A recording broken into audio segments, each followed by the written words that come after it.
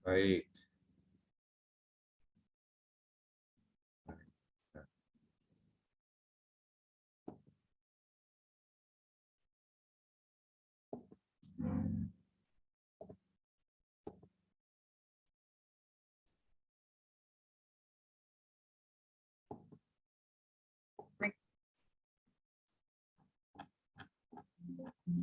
baik teman-teman mahasiswa, Assalamualaikum warahmatullahi wabarakatuh. Malam ini kita akan coba bahas sesi ketiga ya, yaitu terkait dengan manajemen usaha. Nah, eh, manajemen usaha ini sangat penting dan mencakup keseluruhan sebetulnya. Jadi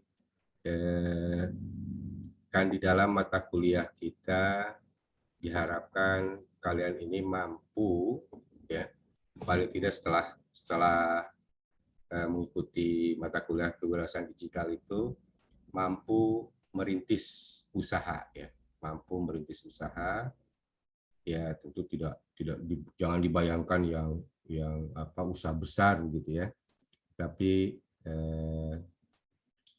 mulai dari yang kecil dulu. Sebab intinya yang paling penting adalah berani memulai ya, karena kunci di dalam kita berwirausaha. Nah, jenis usahanya apa saja ya, sebetulnya nanti apa namanya tergantung kemampuan saudara di dalam melihat peluang. Peluang apakah itu bisa kita jadikan sebagai basis kita mendirikan usaha atau tidak ya. Nah, jadi pengetahuan atau keterampilan yang paling penting adalah bagaimana memanage usaha itu. Ketika misalkan sesi sebelumnya saya mengajarkan ke kalian bahwa kata kuncinya untuk menjadi entrepreneur itu adalah memiliki kreativitas, ya, memiliki kreativitas dan juga inovasi. Jadi saran saya ketika Anda memang punya niatan membuka usaha, merintis bisnis, pastikan kalaupun Anda jenis usahanya itu mau mengikuti orang lain gitu ya, mau copy and paste orang lain, ya pakai rumus ATM aja ya. Amati, kemudian tiru, kemudian harus dimodifikasi M-nya. Kenapa harus dimodifikasi? Karena kalau kita lihat konsumen, ya, perilaku konsumen, dia menginginkan mengkonsumsi atau membeli satu produk itu sesuatu yang punya nilai tambah lebih buat dia. Ya. Kalau seandainya kita menawarkan satu barang atau jasa, tapi tidak memberikan nilai lebih kepada konsumen, ngapain kita beli dari Anda kan gitu pertanyaannya. Ya. Oleh karena itu, Anda harus meng-create sesuatu yang ini beda loh barang saya, meskipun mungkin tipe, spek, beratnya itu sama dengan barang yang dijual oleh kompetitor kita, tetapi perlu kita punya keunggulan, misalnya punya keunggulan lebih. Nah, ini yang paling penting sebetulnya di dalam bisnis kalau bisnis kita mau sukses. Nah, teman-teman, yang perlu diperhatikan juga, mungkin terkesan simpel orang itu bisa membuka usaha X gitu kan. Ya. Saya juga pasti bisa dong gitu.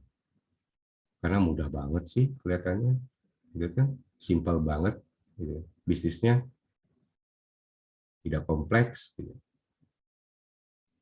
Nah, tetapi Strategi micu itu, ya micu itu artinya saya juga bisa gitu loh dengan bisnis yang dia jalankan gitu. Itu tidak menjamin bisnis Anda itu akan berhasil kalau memang Anda full 100% copy and paste. Karena yang harus Anda perhatikan bahwa statistiknya begini, dari 10 jenis usaha baru yang dirintis, itu paling hanya satu yang bisa berhasil sustain, berkelanjutan. 9 lainnya gagal. 9 lainnya gagal. Ya. Ukurannya sederhana saja. Ini mungkin di teorinya nggak ada ya. Tetapi pengalaman saja bahwa kalau kita merintis usaha, kemudian masuk tahun ketiga, ya, 3 tahun setelah kita merintis, bisnis kita itu stagnan, tidak berkembang, udah, itu artinya tidak bisa dilanjutkan. Hitungan sederhana saya gini, 2 tahun itu masa untuk beli event point, mengembalikan modal yang sudah kita tanamkan. Maka tahun ketiga mestinya itu adalah satu momen di mana Anda bisa mengembangkan lebih lanjut bisnis tersebut. Tetapi kalau tahun kedua saja sudah belum BEP, boro-boro bisa kita mengharapkan menikmati profit di tahun ketiga. Nah, rata-rata dari 10 jenis usaha baru tersebut, hanya satu yang bisa berhasil melewati masa kritis tersebut, masa 3 tahun pertama. Selebihnya ya tidak berlanjut, bahkan gulung tikar. Nah, ini yang paling penting. Bisa jadi kekhawatiran seperti itu yang menyebabkan orang enggan untuk menjadi entrepreneur. Kenapa? Waduh, Prof. Dedi bilang dari 10 jenis usaha baru, paling hanya satu yang berhasil, 9-nya jatuh bangun. Nah, kenapa? Karena si pelaku usaha tersebut atau entrepreneur yang baru muncul itu tidak memahami bahwa sebetulnya ada paling tidak 10 kegagalan dalam berwirausaha. Pertama, ketidakmampuan manajemen. Anda sudah mengambil mata kuliah pengantar manajemen di semester-semester awal. Ya. Siklusnya kan gampang saja itu ya. Merencanakan, planning, organizing, mengalokasikan resource sumber daya yang ada, activating, menggerakkan orang-orang supaya atau menggerakkan sumber daya tersebut supaya bisa berproses, gitu kan? Dan controlling, bagaimana mengawasi hasil akhir itu dikaitkan dengan perencanaan sebelumnya. Ya. Nah, semacam siklus itu. Tapi tidak semua orang bisa.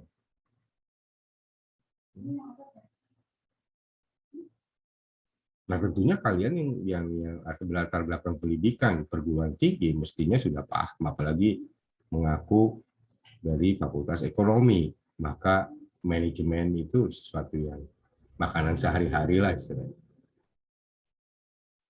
Tapi seringkali kita tidak disiplin. Kita menganggap bahwa mata kuliah manajemen itu hanya berlaku kalau kita membuka usaha. Padahal sebetulnya manajemen itu penting ketika kita bicara pengembangan diri untuk masa depan. Lawang kuliah aja kalian kan juga pasti sadar atau tidak sadar itu menerapkan manajemen tadi.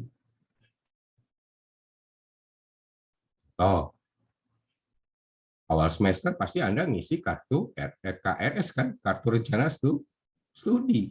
Berapa mata kuliah yang mau diambil, berapa SKS jumlahnya. Tapi kan tentu ketika kita mau mengambil semester berikutnya, kita mengevaluasi dulu bagaimana hasil semester kemarin. IP kita berapa. Kalau dari 5 mata kuliah semester yang lalu, ternyata yang lulusnya itu hanya 3, yang gagalnya 2 mata kuliah, berarti kita melakukan evaluasi. Nggak mungkin kita di semester berikutnya itu mengambil mata kuliah yang jumlahnya banyak, karena kemarin saja semester yang lalu dari 5 mata kuliah hanya 3 mata kuliah yang lulus, duanya tidak lulus misalnya. Nah, kita melakukan evaluasi untuk menyusun perencanaan kuliah di semester berikutnya. Kemudian organizing, ketika KRS itu sudah dibuat, kemudian Anda melakukan proses perkuliahan ya seperti sekarang ini, gitu kan? Ya Anda harus mempersiapkan mulai dari ya karena memang lagi daring seperti ini, ya Anda harus ada fasilitas entah handphone atau notebook untuk bisa mengikuti perkuliahan secara daring. Harus juga ada kuotanya kan? Nah itu kan di fungsi organizing.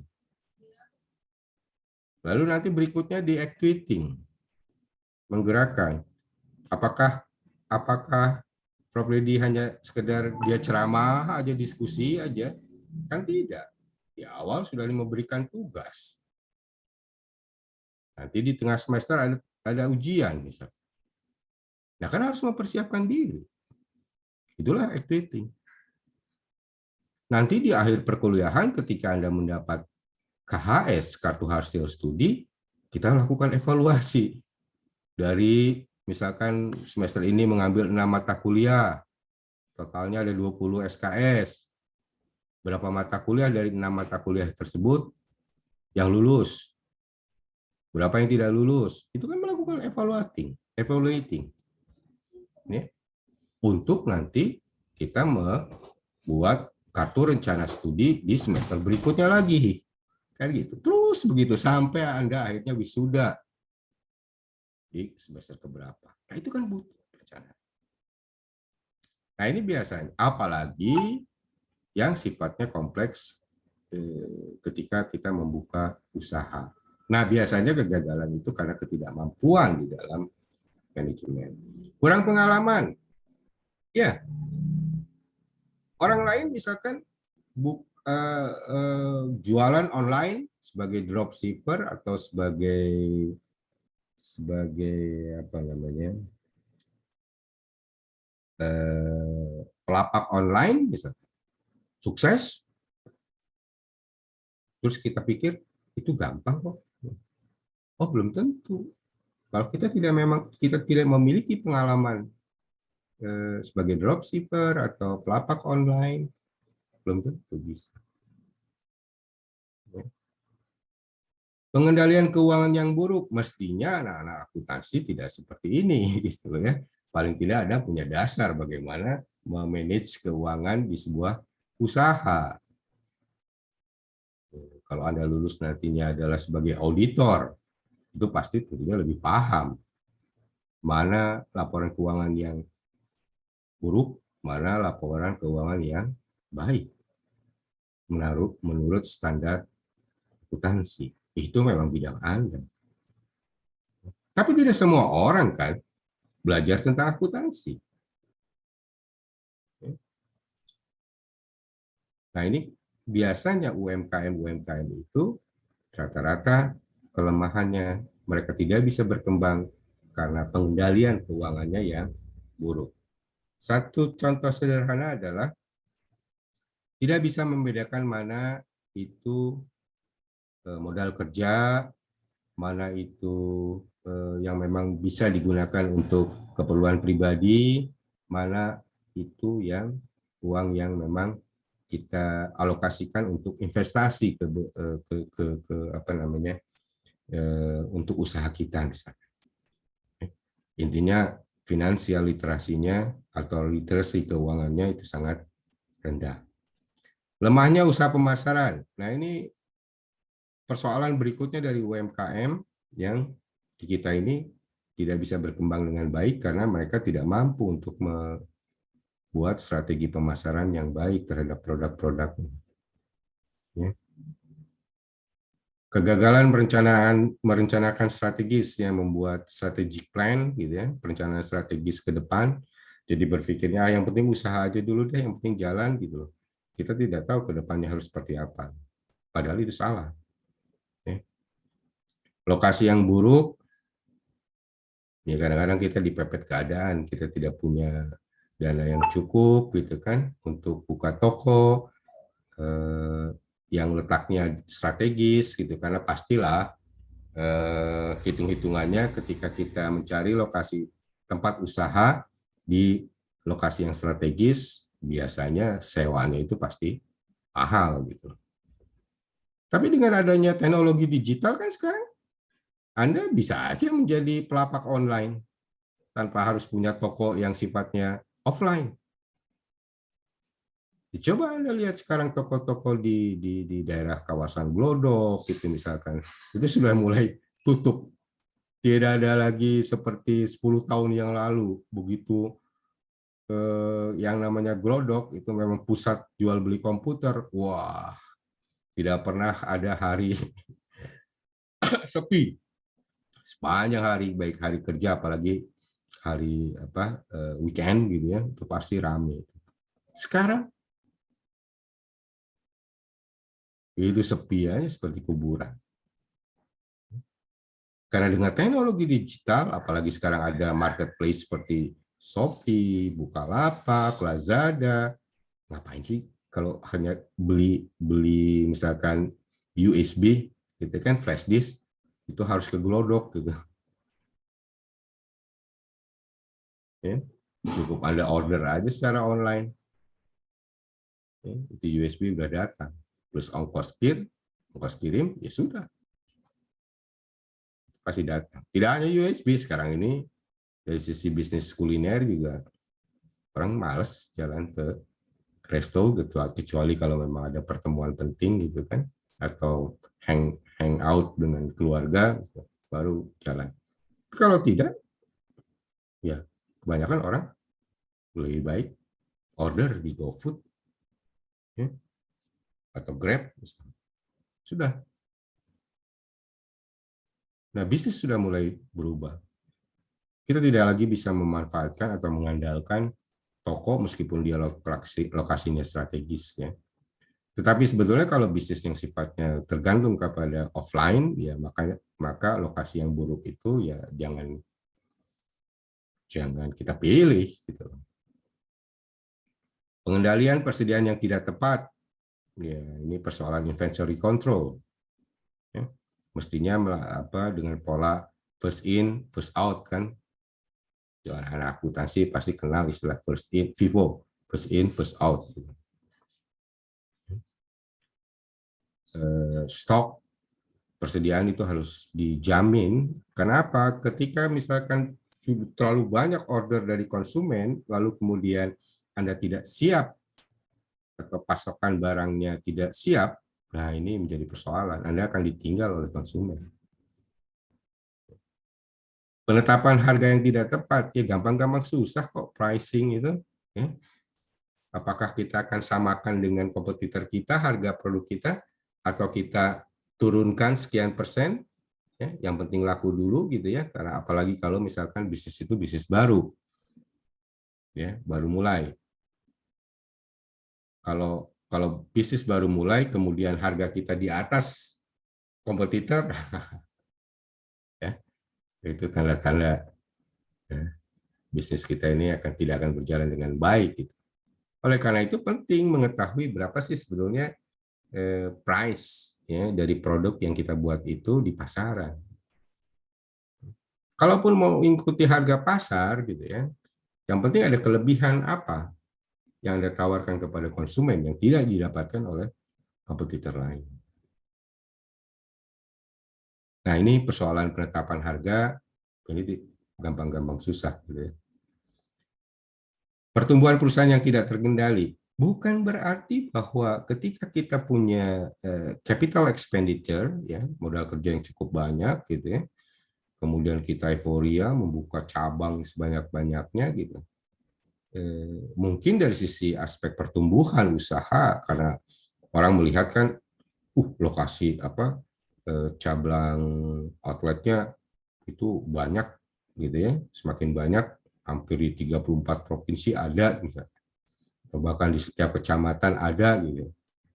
Itu tidak berarti bahwa bisnis itu akan berjalan dengan lancar kalau kita tidak bisa mengendalikan pertumbuhan yang begitu pesat tadi.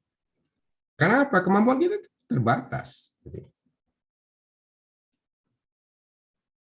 Bisa jadi kita berhasil untuk menangani satu usaha di satu lokasi, ketika kita membuka cabang sebanyak-banyaknya di lokasi lain, belum tentu bisa berhasil. Jika kita tidak bisa atau tidak mampu mengendalikan pertumbuhan tersebut. Ketidakmampuan membuat transisi ke bawah. Maksudnya mewariskan usaha ke generasi berikutnya. Tidak jarang ketika generasi pertama membangun bisnis itu sukses, kemudian dialihkan ke generasi kedua, ke generasi ketiga, belum tentu itu suksesnya juga dialami oleh generasi kedua dan generasi ketiga. Maka ketika kita mendirikan usaha, kemudian sukses, persiapkanlah calon pewaris usaha kita. Kita ingin usaha ini langgeng sampai dinikmati lah oleh anak dan cucu kita, misalnya. Nah, ternyata tidak mudah. Karena dari sekian anak yang kita punya, misalkan, belum tentu semua punya passion untuk menjadi entrepreneur. Nah, ini tidak membuat transisi ke wirausaha. Nah, jadi intinya bahwa pengusaha itu atau entrepreneur itu harus tahu bagaimana merencanakan, bagaimana mengelola sumber dayanya, bagaimana melakukan pelayanan, ya, kepada customer, kepada karyawan, gitu ya, kepada mitra, supplier, ya, dan kemudian harus bisa mengevaluasi apakah hasil akhir yang kita dapatkan itu sesuai dengan apa yang sudah direncanakan sebelumnya. Misalkan di tahun 2022 ini, usaha kita punya target, misalkan volume penjualannya meningkat 15%, atau jumlah unit terjualnya dalam 1 tahun ini 1.000 unit, misalkan. Ditetapkan tuh di perencanaan, kemudian dilakukan manajemen, ya, pengelolaan sumber dayanya agar bisa mencapai target 1.000 unit tersebut, lalu bagaimana melayaninya, ya, supaya target 1.000 unit itu tercapai. Di akhir ada fungsi lakukan monitoring dan evaluasi. Apakah benar di akhir tahun itu terjual 1.000 unit? Ya, ternyata setelah dievaluasi hanya 800 unit yang terjual. 200 unitnya tidak terjual. Itu menjadikan dasar kita untuk bertanya, apa yang salah? Apakah pada saat perencanaannya kita terlalu overestimate? Apakah ketika melakukan proses organizing atau manajemennya ada yang nggak beres? Apakah ketika karyawan kita melayani customer tidak beres, gitu ya, ada yang salah, misalnya ada yang kurang tepat, gitu. Nah, itu lakukan monitoring. Tapi fungsi monitoring itu bukan semata-mata ketika kita tahu ada target yang tidak tercapai. Fungsi monitoring juga bisa kita lakukan ketika ada target yang justru melebihi, ada hasil achievement yang melebihi dari target tersebut. Misalkan kita targetnya 1.000 unit yang terjual. Ternyata di akhir tahun yang terjual malah 1.200 unit. Ada kelebihan 200 unit. Bukan berarti kita tidak melakukan monitoring dan evaluasi, tetap melakukan. Kenapa bisa sampai bisa menghasilkan prestasi lebih dari 200 unit yang terjual di atas target 1.000 unit? Apa kunci suksesnya? Karena ini akan menjadi dasar untuk perencanaan selanjutnya. Baik yang tidak tercapai targetnya maupun yang melebihi target. Jadi siklus ini itu selalu berkelanjutan. Merencanakan, mengelolanya, kemudian mengendalikan, lalu mengevaluasi untuk menyusun perencanaan berikut. Begitu. Dan ini disiplin yang harus dilakukan oleh siapapun dia kalau mengaku dirinya seorang entrepreneur. Nah, kita perintil satu-satu. Kita bedah satu-satu. Apa sih yang dimaksud dengan perencanaan usaha? Ya. Perencanaan usaha itu adalah perangkat manajemen yang digunakan oleh perusahaan ditinjau dari berbagai macam ukuran untuk mencatat tujuan-tujuan usaha dari awal men-setting tujuan goals. Usaha ini mau apa sih sebetulnya? Ya. Menentukan apa yang akan dicapai dalam kurun waktu tertentu. Kan perencanaan ada yang perencanaan yang sifatnya jangka pendek, jangka menengah, jangka panjang. Ya. Kalau dilihat dari sisi durasinya. Jangka pendek itu bisa setahun 2 tahun, jangka menengah itu bisa 3-5 tahun, jangka panjang itu 5-10 tahun. Maka pasti Anda pernah mengenal yang namanya rencana strategi suatu organisasi. Ya, baik itu organisasi yang sifatnya publik seperti organisasi pemerintahan maupun apalagi organisasi bisnis harus memiliki rencana strategik.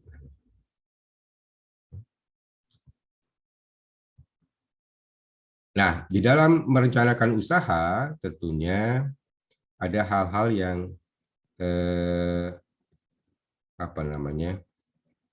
yang harus diperhatikan, ya, yang harus diperhatikan.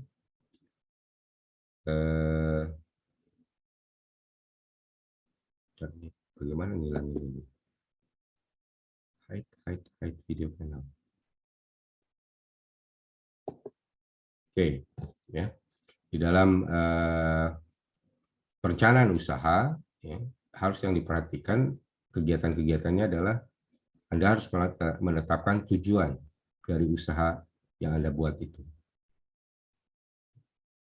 Untuk apa, mengapa, dan bagaimana.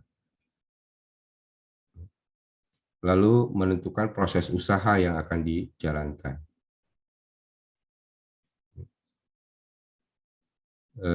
Kemudian juga harus dibuat beragam SOP, beragam panduan untuk menjalankan usaha tersebut. Karena bisa jadi Anda tahu bagaimana menjalankan usaha, tetapi karyawan Anda kan belum tentu tahu.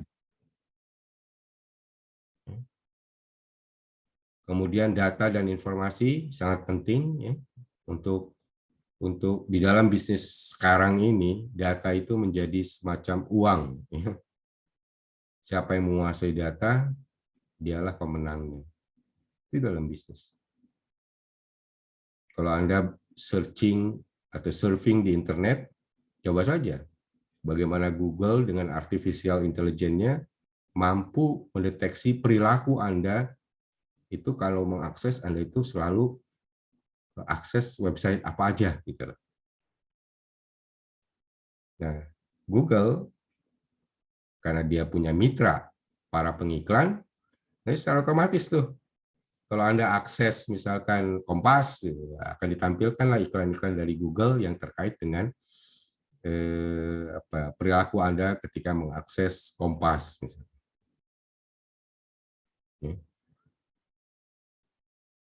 Nah, karena apa? Karena mereka punya data dan informasi. Kemudian identifikasi masalah. Di dalam proses perencanaan juga kita mencoba melakukan inventarisasi masalah-masalah apa yang mungkin akan timbul, ya, atau sebetulnya sudah muncul masalah itu di tahun sebelumnya. Dan kita tidak ingin masalah itu muncul kembali di tahun ini. Nah, itu harus terdefinisi dengan baik di dalam kegiatan perencanaan. Memberikan solusi awal dari masalah, meminimalisir resiko. Jadi, kalau dikatakan bahwa untuk menjadi entrepreneur itu beresiko tinggi, ya semua profesi juga punya resiko gitu. Hanya persoalannya entrepreneur itu mampu melakukan strategi untuk meminimalisir resiko. Menghilangkan resiko tidak akan mungkin. Yang ada adalah kemampuan untuk meminimalisasi resiko. Itulah tugas seorang entrepreneur, itulah tugas seorang pebisnis. Berikutnya adalah upaya bagaimana menghindari bisnis kita itu gagal. Ada strategi-strategi yang harus kita buat di dalam perencanaan itu, dalam bentuk program-program atau aktivitas-aktivitas, agar paling tidak dalam tahun berjalan itu tidak terjadi kegagalan. Kemudian fungsi mengontrol bisnisnya. Nah, proses perencanaan ini menjadi penting, harus dilakukan.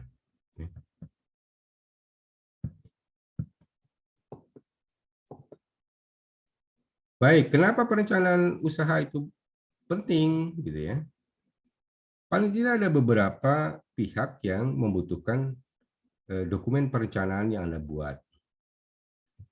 Buat Anda sendiri sebagai pemilik usaha itu semacam guideline. Ya, bagaimana kita melakukan atau mengelola usaha itu dalam 1 tahun berjalan ke depan. Ya. Bagi pemerintah penting kalau memang dari usaha tersebut Anda mau mengajukan perizinan. Dari masyarakat penting agar tahu mereka bahwa keberadaan usaha Anda itu membuka lapangan pekerjaan, paling tidak untuk lingkungan sekitar, masyarakat lingkungan sekitar. Karena kita butuh karyawan. Gitu ya. Bagi investor atau kreditor, penting dokumen usaha. Kalau Anda mengajukan pinjaman modal ke lembaga keuangan, maka pastilah mereka akan meminta dokumen perencanaan usaha. Nah, perencanaan usaha itu sendiri itu adalah semacam dokumen yang berisi uraian yang terperinci menyangkut bisnis yang diusulkan, jenis pelanggan, kompetisi, dan fasilitas yang perlu untuk produksi. Nah, jadi tugas kelompok ya, selain video mewawancarai, nanti kelompok tersebut ya boleh berubah sih, atau kelompok yang sama dengan ketika membuat video. Tugas kelompok ini adalah membuat dokumen perencanaan usaha. Jadi satu kelompok itu Anda kira-kira mau buka usaha apa ya, gitu ya. Ini untuk melatih Anda membuat dokumen perencanaan usaha. Tapi itu nanti untuk di akhir semester dokumen itu dikumpulkan. Nah, isinya nanti disesuaikan dengan, nah ini, ya, bagian dari perencanaan usaha, sistematikanya yang mulai dari judul, bab 1 itu atau bagian 1 itu terkait dengan ringkasan dari dokumen rencana usaha, kemudian bagian 2 latar belakang perusahaan, nggak menyebut latar belakang perusahaan lah, karena kan ini usaha kelompok ya.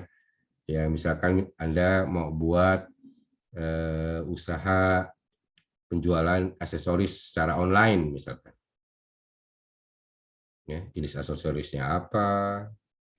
Kenapa itu Anda harus membuka usaha aksesoris online? Ya, Monggo dijelaskan di bagian 2, latar belakang. Lalu kemudian bagian 3 ada tim manajemennya. Ya bagi tugas aja dari satu kelompok itu 5 anak, ya. Satu siapa pemimpin usahanya, satu siapa bidang marketingnya, satu siapa bidang finance-nya gitu lah. Lalu satu lagi bidang produksi gitu. Ya. Nah, dijelaskan tugas-tugas dari masing-masing bidang tersebut. Ini tim manajemennya. Rencana keuangannya seperti apa? Harus dibuat cash flow dan proyeksi usaha. Ya. Misalkan dari modal terkumpul, simpel aja, nggak usah bikin apa yang bisnis yang muluk-muluk lah. Kalau misalkan untuk buat aksesoris online, ya Anda buatlah rencana keuangannya. Kira-kira dibutuhkan modal berapa? Kemudian bahan bakunya berapa? Ya. Kemudian tenaga kerjanya berapa? Lalu kemudian biaya tetap seperti listrik, pam, airnya berapa? Ya anak akuntansi mestinya udah tahu itu. Nanti dibuatkan cash flow-nya. Sehingga akan tercermin dari cash flow itu, kira-kira pada tahun keberapa bisnis ini atau usaha aksesoris online Anda itu break even point. Lalu bagaimana rencana pemasarannya? Dijelaskan. Kalau kita mau buka usaha aksesoris online, gitu, rencana pemasarannya seperti apa? Apakah mau bikin berbasis apa sosmed gitu kan, atau memanfaatkan blog yang Anda buat menjadi toko online gitu kan, itu bisa-bisa saja. Atau Anda mau buka akun menjadi salah satu pelapak di Bukalapak atau di Shopee atau di mana marketplace, silakan. Itu harus tercermin di dalam strategi atau rencana pemasaran produk Anda. Kemudian analisa lokasi. Nah, ini mungkin ya kita lihat saja apakah Anda memang punya rencana ya, menggunakan salah satu rumah dari anggota keluarga Anda itu, anggota kelompok Anda itu sebagai tempat untuk produksi atau sebagai tempat gudang kalau misalkan mau jadi reseller atau dropshipper, ya, silakan saja. Tapi kan kalau untuk aksesoris online, masa mau buka toko di departemen store yang wow gitu loh, enggak lah gitu ya. Karena kan pasti realistis saja modal. Kan logikanya begini, modalnya itu kira-kira Anda sanggup patungan satu orang berapa ya, gitu misalkan. 1 juta, maka terkumpul 5 orang itu 5 juta. Nah dengan 5 juta itu Anda buat perencanaan mau buka usaha apa. Ya. Lalu bagian ke-8, rencana manufacturing, bagaimana proses produksinya, ya, jelaskan. Nah, jadi kira-kira format nanti tidak tergantung dari format yang saya sampaikan. Silakan Anda searching di Google bagaimana membuat atau sistematika dokumen perencanaan usaha yang menjadi tugas untuk kelompok. Ya. Nah, yang perlu diperhatikan karena satu kelas ini 40 gitu kan, paling kalau satu kelompok itu 5 orang maka ada 8 kelompok. Nah, jangan ada satu kelompok yang bidang usahanya sama. Misalkan kelompok A bidang usahanya aksesoris online, kelompok B ada juga yang aksesoris online. Nggak boleh sama. Ya. Nanti PJ atau kalian setiap kelompok kirim ke PJ kira-kira ide usahanya apa. Ada yang kuliner kah? Ada yang mau jadi dropshipper kah? Ada yang mau jadi reseller kah? Ya, monggo, terserah. Tapi jenis usahanya tidak boleh dari 8 kelompok itu ada yang sama. Nah, kemudian manajemen bisnis. Jadi ketika perencanaan usaha itu sudah kita buat, lalu what next gitu kan? Apa selanjutnya?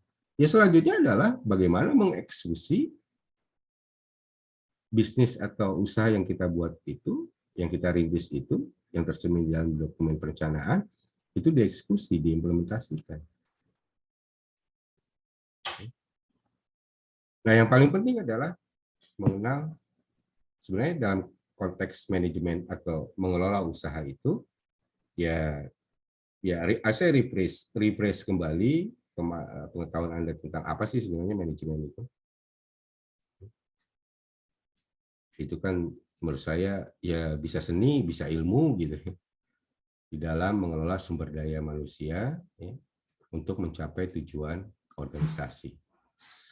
Simpelnya seperti itu.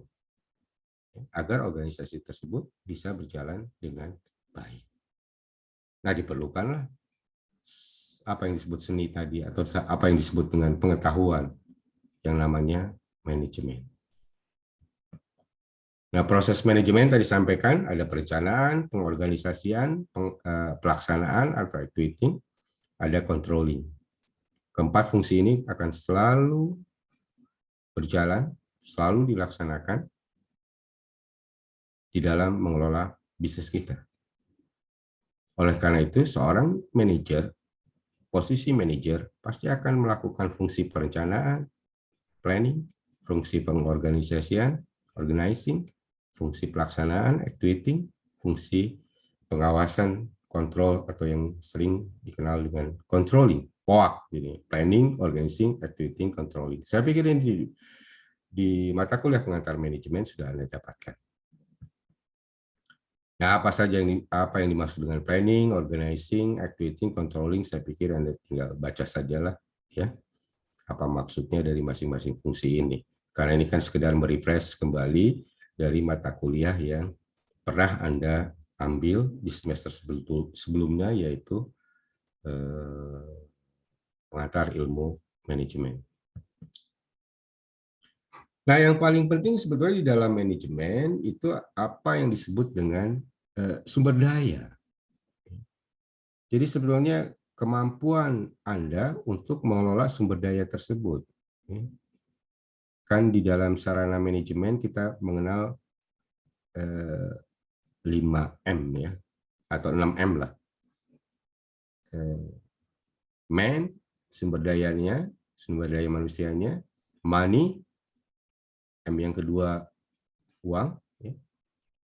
Material, M yang ketiga, M yang keempat nasi, M yang kelima method, M yang keenam market.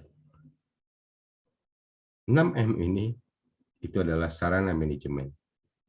Dan tanpa 6M ini akan susah kita menjalankan bisnis. Kenapa? Bisnis itu kan atau usaha itu perlu karyawan. Bisnis itu perlu uang. Bisnis itu harus ada bahan baku kalau memang kita memproduksi suatu barang. Meskipun kalau kita bisnis kita di industri jasa, tetap saja material itu ada, diperlukan.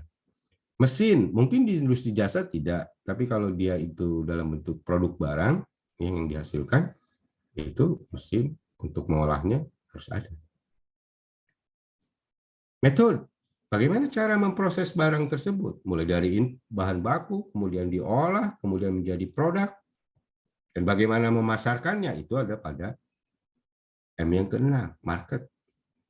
Ya, kesemuanya ini, keenam sarana manajemen itu harus diolah oleh Anda sebagai pengusaha, sebagai entrepreneur. Nah, berikutnya monitoring dan evaluasi untuk fungsi manajemen yang terakhir, gitu ya. Jadi kalau tadi di awal perencanaan, kemudian manajemen bisnis yang termasuk fungsi organizing maupun executing, lalu ada fungsi berikutnya adalah melakukan monitoring terhadap usaha yang kita jalankan. Itu bisa saja dilakukan di akhir tahun, gitu ya. Kalau rapat-rapat annual meeting, kalau di perusahaan-perusahaan besar namanya. Nah, ini kita mencari feedback, masukan-masukan, menganalisis apakah hasil atau capaian organisasi atau capaian bisnis kita melebihi apa yang sudah direncanakan di fungsi perencanaan sebelumnya. Atau memang tidak tercapai tujuan yang telah diterapkan di dokumen perencanaan. Baik yang tercapai maupun yang tidak tercapai, tetap harus kita evaluasi. Apa, mengapa, bagaimana itu terjadi. Karena ini penting sebagai dasar untuk kita melakukan perencanaan di tahun berikutnya. Ya. Di monitoring dan evaluasi. Nah, ada hal yang menarik dari William Awards, gitu ya. Ada 4 langkah mencapai sukses di dalam bisnis itu: perencanaan yang tepat, persiapan yang matang, pelaksanaan yang baik, dan tidak mudah menyerah, katanya. Maka kalau ini dipegang prinsip ini, sukses usaha kita bisa kita raih. Ya. Nah, tetapi ketika kita melakukan evaluasi terhadap usaha kita, maka ada beberapa hal yang menjadi acuan yang harus kita ikuti. Ya. Yang pertama, bahwa evaluasi usaha itu sebaiknya usaha yang kita rintis itu mengikuti perkembangan zaman. Buat rencana keuangan yang baik, ya. Perkirakan aliran uang tunai, cash flow-nya, ya. Kemudian bentuk dewan penasehat, ya ini kalau usaha kita sudah berkembang dengan baik, ya mungkin ini diperlukan, ya, mencari tenaga ahli, konsultan, ya. Jaga keseimbangan antara kerja, santai, dan keluarga. Ya, bukan melulu bahwa kalau kita mau terjun ke bisnis, berwirausaha, lalu kemudian habis waktu kita hanya untuk mikirin usaha. Jadi harus balance. Okay. Work-life balance, artinya keseimbangan antara bekerja dengan kegiatan leisure atau santai. Kembangkan jaringan, network, karena ini bagus untuk memperluas pasar kita. Disiplin, motivasi, selalu waspada dan siap terhadap perkembangan lingkungan, ya, perubahan lingkungan. Kemudian cintai pekerjaan Anda, ini penting. Kalau Anda tidak menyukai pekerjaan Anda atau bisnis Anda, ya jangan harap bisnis itu akan sukses dikelola oleh Anda. Jangan mudah menyerah, itulah ciri entrepreneur. Jatuh bangun itu biasa aja. Jadi pengalaman pribadi saya dari sekian banyak jenis usaha yang coba saya rintis, ya, sebagian besar gagal, jadi hanya satu saja yang bertahan gitu. Tapi dengan saya melakukan analisis, bukan berarti ketika gagal mendirikan satu usaha kemudian lalu saya murung, susah move on gitu kan. Tetap saya harus harus bangkit. Itulah cara seorang entrepreneur itu sukses dan diuji kematangannya. Nah, saya pikir itu teman-teman yang bisa saya sampaikan malam ini terkait dengan materi manajemen usaha. Jadi bagaimana mengelola, merencanakan, mengelola, mengendalikan, kemudian mengevaluasi usaha yang kita jalankan. Nah, intinya ada tugas kelompok, ya, yang harus Anda buat, yaitu membuat dokumen perencanaan usaha. Bukan tugas individu, tapi tugas kelompok. Seperti kelompok membuat video mewawancarai UMKM.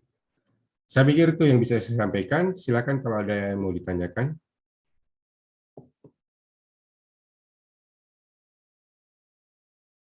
Tunggu.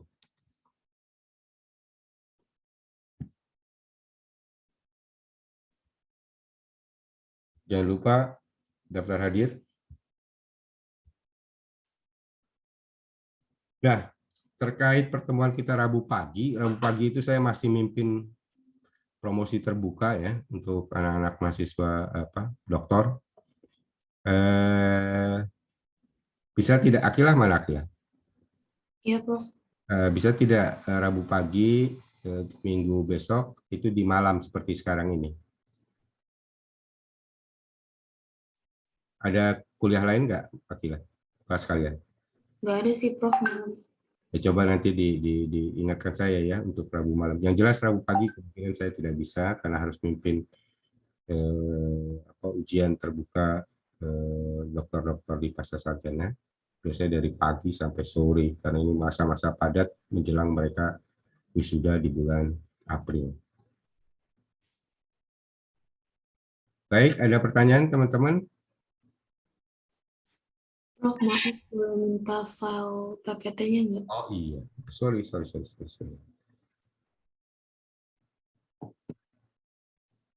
Hmm, mana?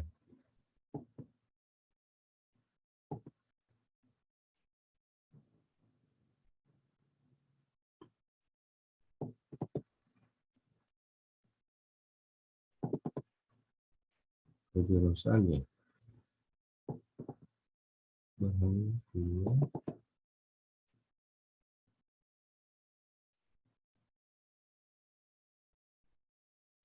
Takut takut susah.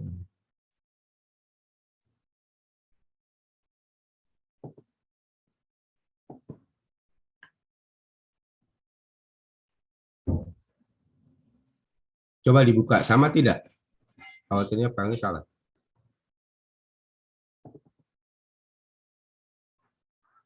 Sama ya? Lagi loading, Prof. Kalau di, silakan. Mestinya sama kok.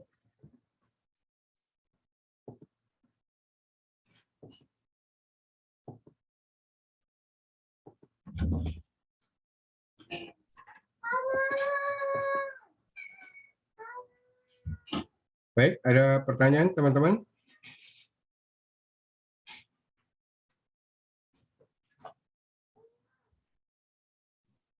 Tidak ada. Prof. Nah, masih di mute, Prof. Fadilah, silakan mau tanya apa, Iya. Fadilah? Nah, buat yang bikin rancangan yang produk itu kita bikin proposal gitu, Prof. Iya, seperti semacam proposal usaha lah. Kita Iya. menyebutnya rencana usaha. Formatnya bebas atau ada ketentuan ya, Prof? Minimal seperti tadi di PowerPoint. Minimal Oke. sistematikanya seperti tadi di PowerPoint. Oke, terima kasih, Prof. Oke. Ada lagi?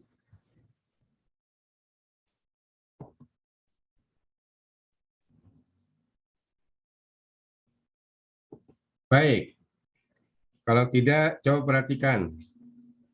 Ini tugas untuk memonetisasi blog. Jadi blog Anda kan sudah saya lihat sudah sebulan nih. Sudah ada beberapa artikel yang Anda posting di blognya. Saatnya lah Anda mencari uang dari blog tersebut. Paham? Dengan cara mendaftarkan diri sebagai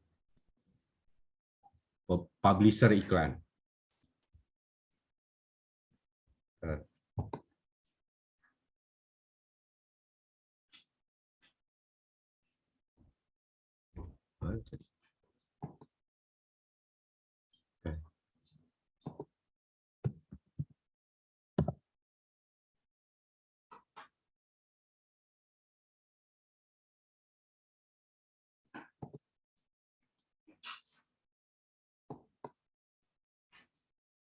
Tadi mana?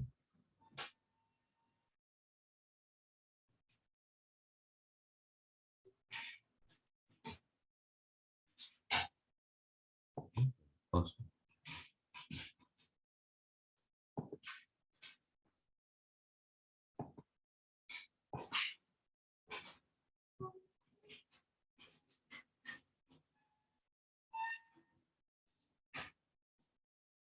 Oke.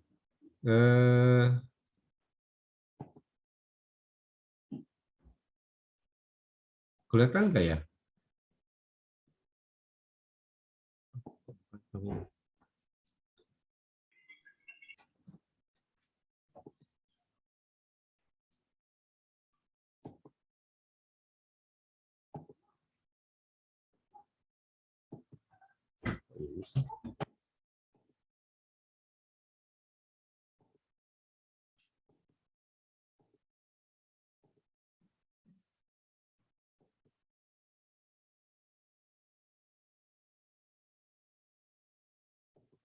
Oke, teman-teman. Bisa kelihatan ya,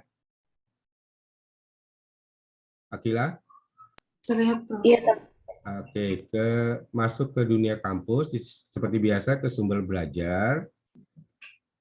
Lalu di sini ada tugas monetisasi blok nomor 5.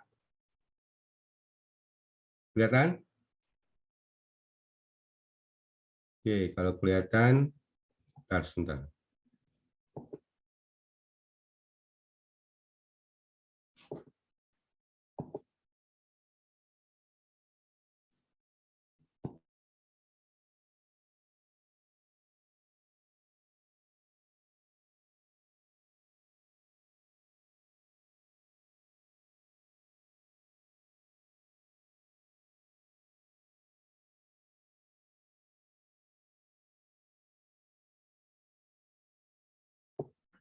Oke, klik tugas monetisasi blok.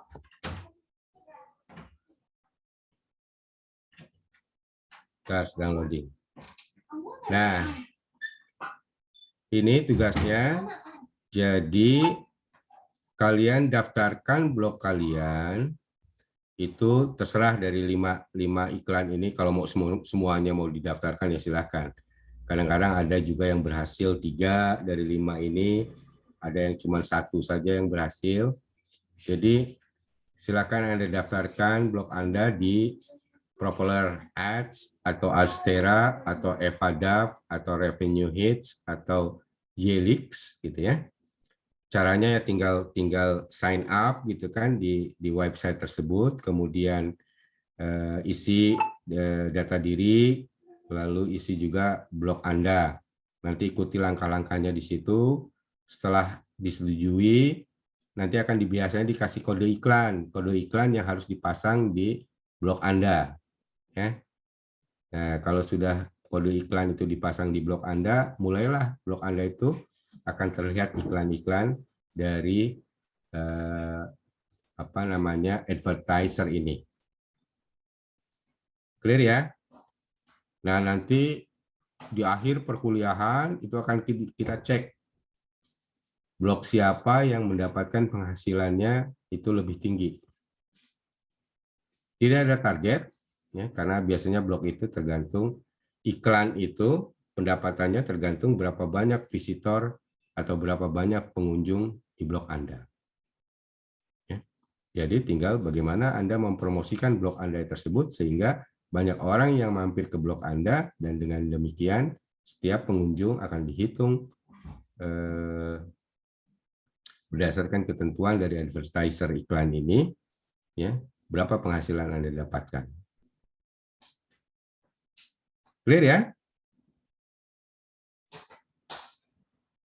Tidak harus semuanya, tapi kalau semuanya mau dicoba, silakan. Karena masing-masing advertiser itu punya syarat dan ketentuan tersendiri. Jadi malam ini atau besok Anda bisa daftarkan blog Anda itu untuk bisa menjadi publisher dari iklan Propeller Ad kah, dari Adstera kah, dari Evadav kah, dari Revenue Hits kah, atau Yelix. Itu ya teman-teman, tapi tugas ini tidak mendesak, jadi tidak ada batas waktunya, kecuali di akhir semester akan kita lihat blog Anda berapa penghasilannya. Oke, ada pertanyaan tentang tugas yang ini? Pak, saya ingin bertanya, Pak. Ya, Kensa. Berarti kalau misalnya belum lulus untuk jadi publisher, itu nggak usah lapor PJ ya, Pak? Ya, kalau belum ada iklan atau belum lulus sebagai publisher, ya nggak usah lapor ke PJ lah. Tapi kalau sudah iklan itu muncul, tidak akan lapor ke PJ. Blognya Kensa sebagai publisher, Astera kah, atau dari Propeller kah, itu terserah. Ya. Nah, kalau nanti ada pertanyaan, Pak, Prof, kalau di luar dari 5 yang sudah ada, ya monggo-monggo aja. Ada tinggal searching di Google aja kok. Banyak itu. Puluhan. Gitu ya. Tapi kan masing-masing punya kriteria tertentu. Tidak mudah memang untuk mendaftarkan blog kita bisa menjadi publisher. Dari Wahyu Erlangga, izin bertanya cara agar bisa lolos jadi publisher bagaimana ya, Prof? Banyakin postingannya, artikelnya gampang. Si advertiser itu akan melihat kalau postingannya banyak, kan si advertiser akan menilai bahwa pasti visitornya juga banyak. Tapi kalau hanya 2 atau 1 artikel yang diposting di blognya, belum tentu. Kan logikanya gini, kalau posisi Anda seorang pengiklan, gitu ya, tolong dong iklanin saya, nanti saya bayar. Lah kan, apa yang saya bayar kan harus bisa ada imbal balik buat saya dong. Paling tidak kan apa yang saya iklankan, orang beli dong produk saya gitu loh. Ya, namanya juga masang iklan. Nah kalau dia masang iklan di blog yang sepi pengunjung, ya rugilah. Kan gitu. Clear Erlangga? Ya, silakan Anda coba. Kalau ada kesulitan nanti kita bahas di grup WA. Baik, terima kasih. Jangan lupa teman-teman untuk absen tadi sampaikan di grup di grup WA. Nah, kalau memang tidak ada pertanyaan lain, materi sesi 3 sudah saya kirim. Hari Rabu besok digeser ke malam ya seperti sekarang ini. Mohon maaf karena saya padat sekali kalau udah bulan Maret karena anak-anak yang calon doktor itu minta disegerakan untuk ujian terbuka. Baik, terima kasih. Assalamualaikum warahmatullahi wabarakatuh. Waalaikumsalam warahmatullahi wabarakatuh. Waalaikumsalam warahmatullahi wabarakatuh. Makasih, Prof. Terima kasih, Prof. Prof. Ya, Terima kasih, Prof. Terima kasih, Prof. Terima kasih, Prof.